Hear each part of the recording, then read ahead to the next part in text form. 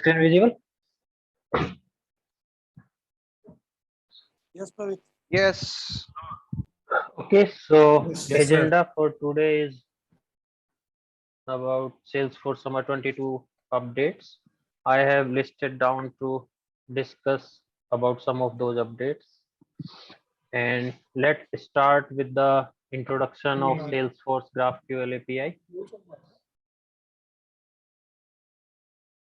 Okay, so if we talk about the GraphQL API, that is a evolution of APIs as we have earlier using SOAP API, REST API, and before that we have other communication framework also between applications. So as the technology or other platform are evolve themselves by using new technologies, same as Salesforce also improve or enhance the communication between applications. So Salesforce also introduced GraphQL, that is a new phase or new generation of APIs. That GraphQL is a standard query language. Means if you like to get some data from API, then that will be the best approach to get data because that will get the specific data. If we talk about REST API will fetch all the data that should return by that API. But in this GraphQL, we will get the specific data that we want. Let's say if I take an example, let's say I have created a REST API for account information and I am sending a request by using ID. And if that REST API will designed to return 5 field or 10 field of that account record, then that will return the complete 10 fields value. But in GraphQL, we do not need to define separate API for separate object. Even we can filter the data. Like if I want the phone field of any account, then I will get the phone field value of that account.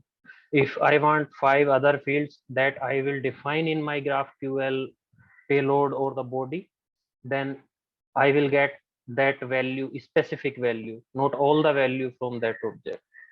So that way this will help, as we know that Salesforce is running on the shared resources. So that way we will save our resources also by the filtering of data and the platform that is fast from the REST API.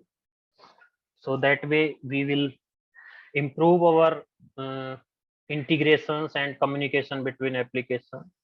So that is an update, and that is comes in beta version but not running till now. Maybe in future I will once I will get some update on this, I will update and create some video on this. If we talk about the next update, next is the restriction rule. So restriction rule is also a security, we can say security rule. As you can see on the screen, if I have presented with the two scenarios where 4 record and 4 record, the same 4 record here and same 4 record here, same OWD and role and sharing rule hierarchy for these two users. These two users have same profile and permission and the role and sharing rule all.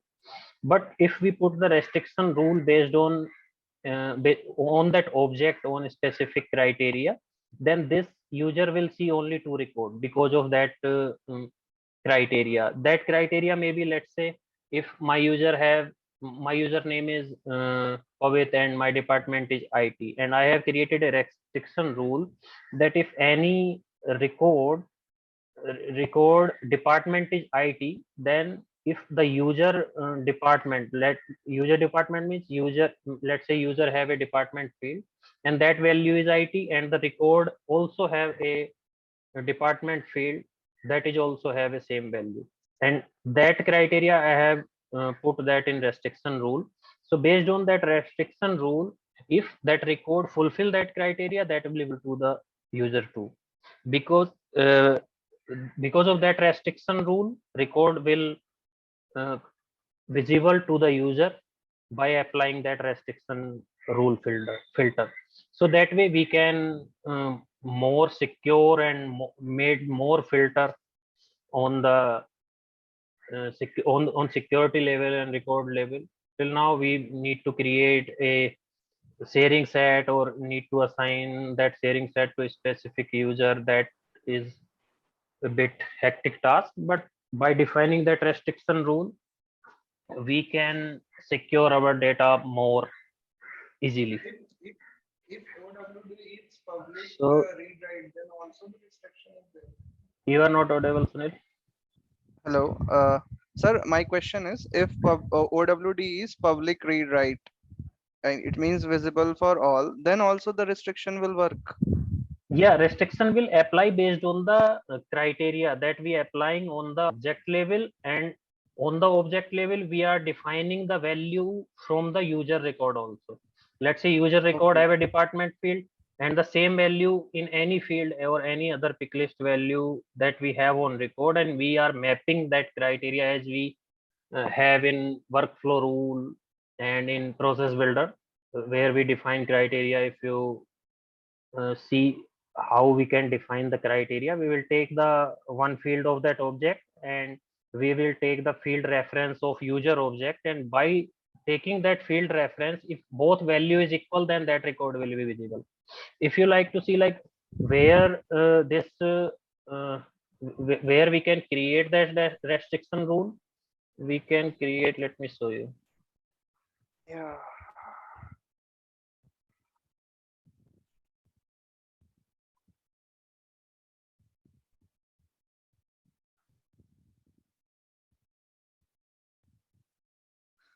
Thanks. I got your point. Okay, I'm wait.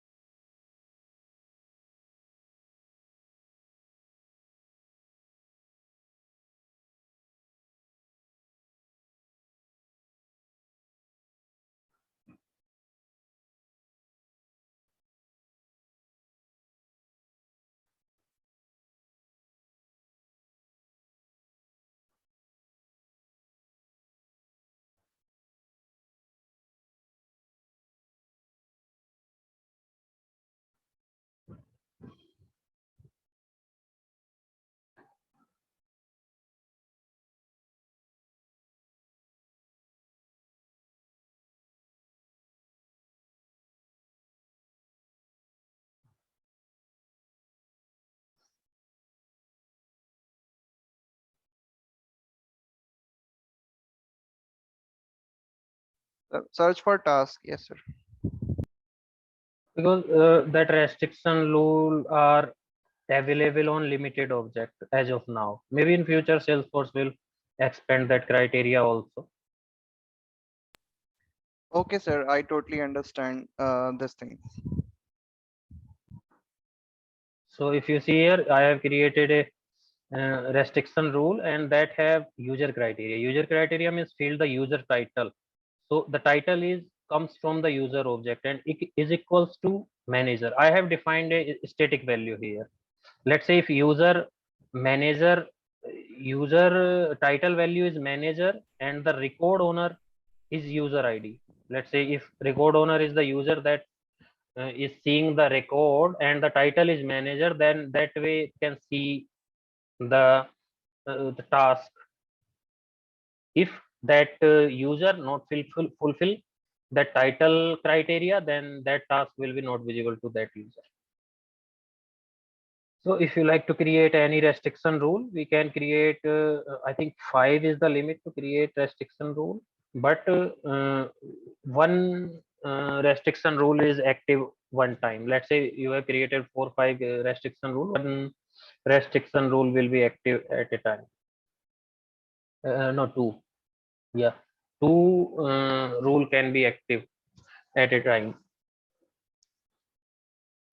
for Okay, sir, to got it. restrict the criteria.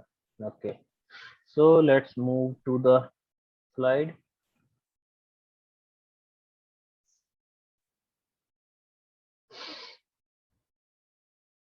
Okay, so uh, the next is restriction rule, so that is covered. And if we talk about the form fields with functions, so Salesforce is introduced some new formulas. As we know that formulas are the great feature that provided by Salesforce. By using formulas, we can prevent some automations if we intelligently use some formula field. Let's say if we want to calculate some value, populate some value, so we can use formula and populate that value on the records. So that way we can overcome from unnecessary automations that we can add and made burden on our transaction or execution of automations or triggers that we have in our or so Salesforce uh, introduced some other new formulas, that formulas needed to strengthen formula, made the made increase the strength of formulas by using that formula. Some of the limitations that we have, these formulas will uh, break those limitations. So if you like, you can find the help article for this. You can read one by one. But these are some new formula introduced by Salesforce. So that is a important information. That's why I have added that slide also. If I go one by one, that will take time. So you can search for this title, strengthen formula with new functions, and you can read one by one, and you can use in formula fields. But these functions will give the strength of formula. And as we know, we are using formula everywhere. If we talk about flow, we are using uh, formula fields.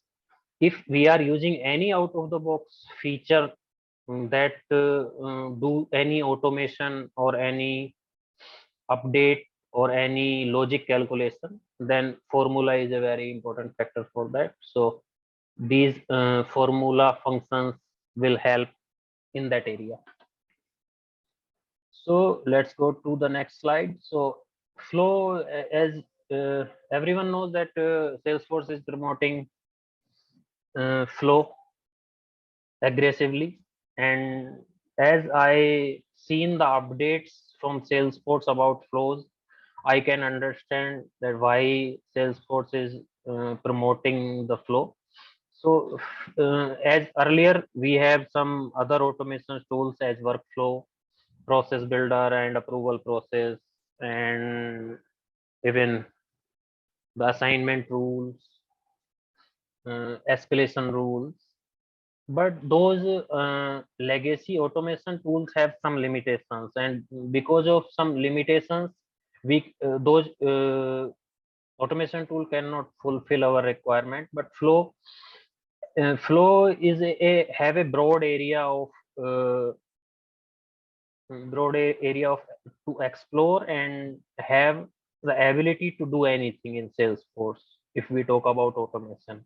And uh, as we are using the sharing model, or we can say multi-tenant environment, so flow also have some limitations because of resource sharing.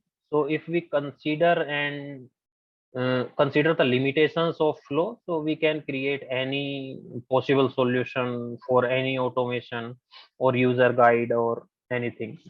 So flow is point and click automation tool basically. And if we talk about the components, there are three components mainly. One is element, connector and the screen.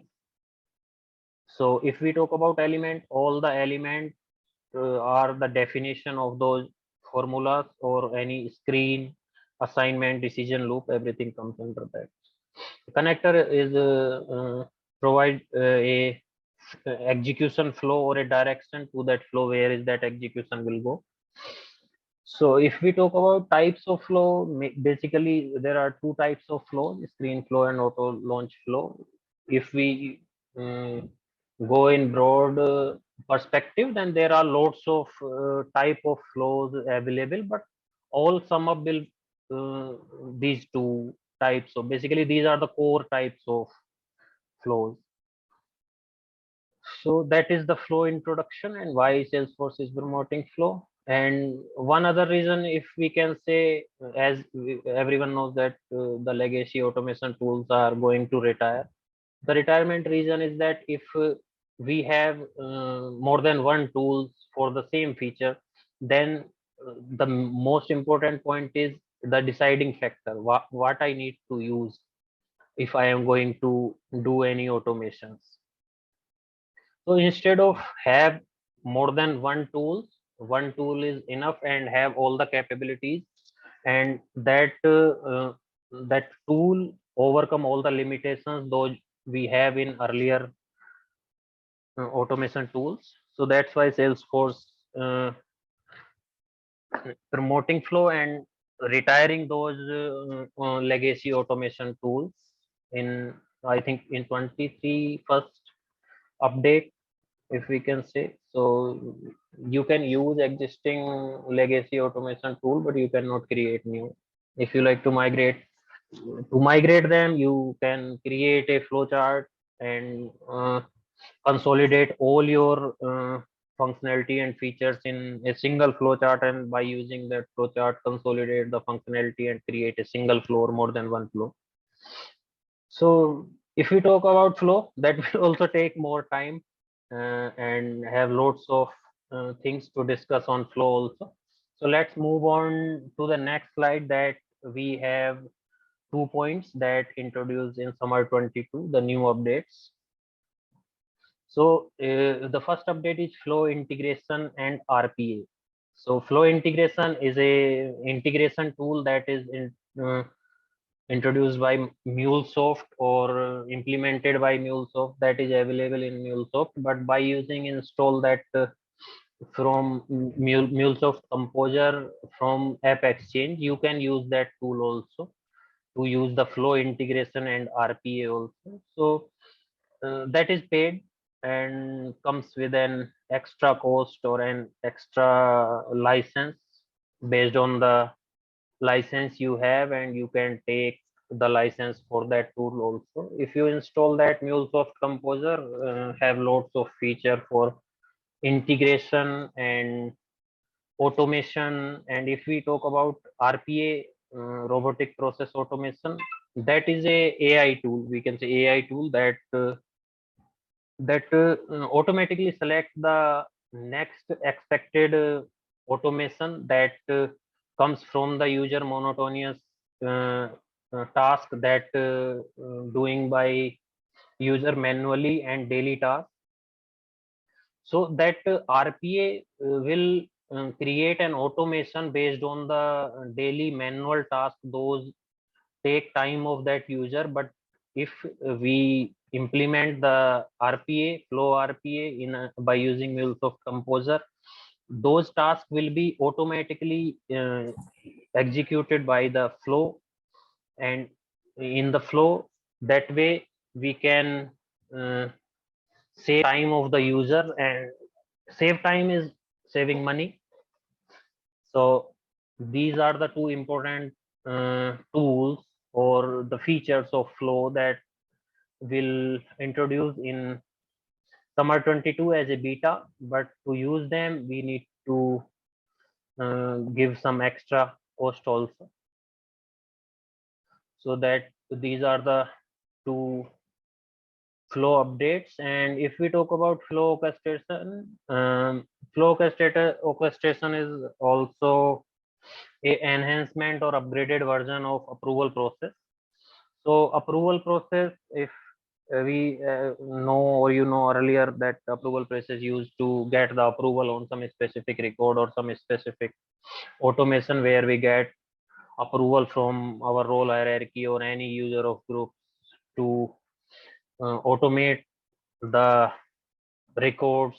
Or if I give you an example, so user onboarding may have some licenses, and those licenses involved with money, and those licenses need approval. So to assign those licenses to the user, we earlier used the approval process to get the approval. Okay. So if you like to see flow orchestration in detail, you can visit on my uh, YouTube channel with SFDC, and you will get a video by name Sales Flow Orchestration. I have uh, explained all the flow orchestration features and functionality and how we can create that in detail. So that's all about the summer 22 updates. I have selected these updates to discuss about in this meeting. So if you have any question about these, you can ask.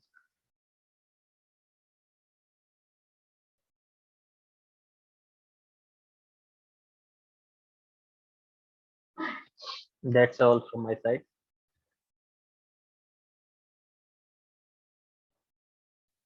No. Okay, thank you for joining. Let's meet in next meeting in some other day. Discuss anything, you can email me on my email or with sfdc@gmail.com. Thank you. Thank you very much for joining.